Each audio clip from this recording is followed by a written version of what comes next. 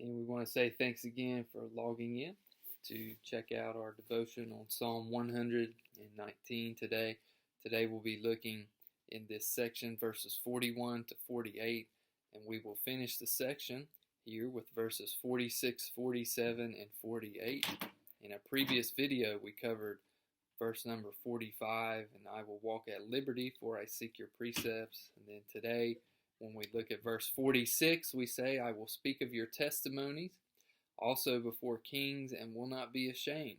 And I will delight myself in your commandments, which I love. My hands also I will lift up to your commandments, which I love, and I will meditate on your statutes.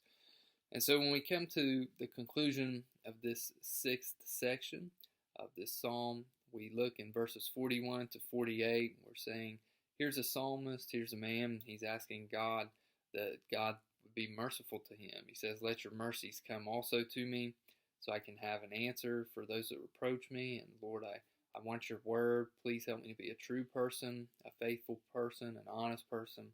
And then he says, I'll keep your commandments forever, continually.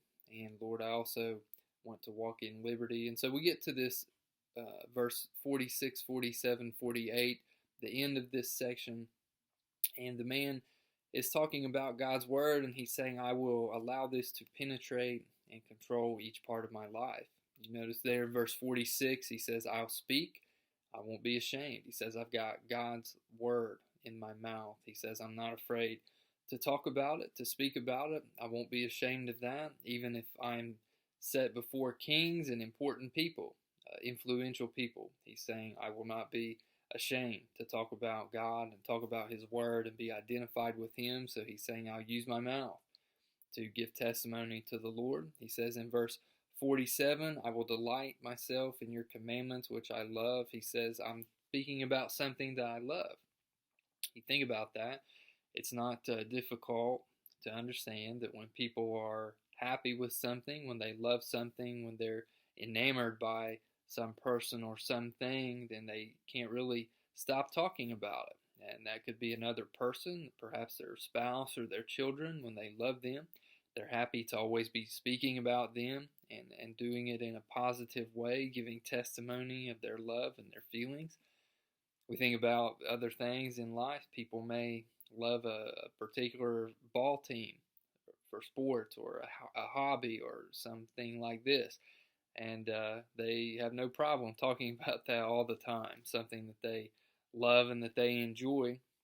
So the psalmist writes, he says, I'll speak of your testimonies. I'm not ashamed of this because I love your commandments and I will delight myself in them. He says in verse 47, my hands also I'll lift up to your commandments, which I love, and I'll meditate on your statutes. So he's saying, not only will I just talk about this, he's saying I'll live this out. I'll use my hands and act out your commandments, lift up my hands in that way. Because why? He says it again there, verse 48, which I love. And he says, I will meditate on your statutes.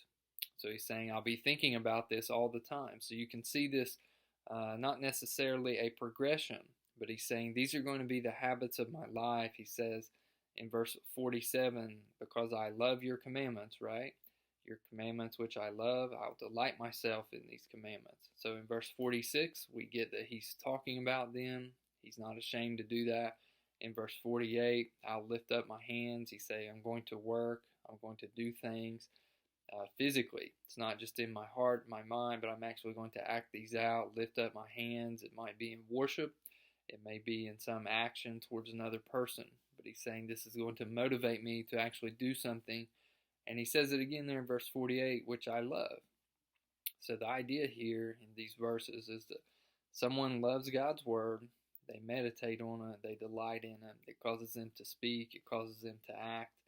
And he says again in 48, and I will meditate on your statutes. He's saying, I will love your law. I'll love your word, and it will fill my mind. And it will guide me and help me. And it will be the thing that I think about and mull over in my thinking, and that I consider, and what does this mean for me, and how can I live this out? That's what he's saying. So in this sense, the psalmist writes, and he says, God's word has so penetrated my life and so changed me that I can't help but think about it, talk about it, and live it out. Why? Because I delight in it, because I love it. So the basic question for us becomes, is this how we feel? Has God's word so penetrated into our life, our heart and mind, that it can't help but be in our speech, can't help but be influencing our actions, and we can't help but think about it all day, meditating on it. This is the way that the Christian life ought to be. We tend to make so little of the Christian life, but it's not something to be just taken up, set on the shelf, picked up on Sunday, or thought about occasionally, our identity as a Christian. No, this is not something we do just to do. We do these things because of who we are, because Christ has made the difference, and His Word has made a difference in our life. And so because we love that, because we love Christ and His Word, we can't help but talk about Him, to live it out, and also to meditate on it day and night. May this be a blessing to you. We hope that we can see you again, God willing, as we continue our study of Psalm 119.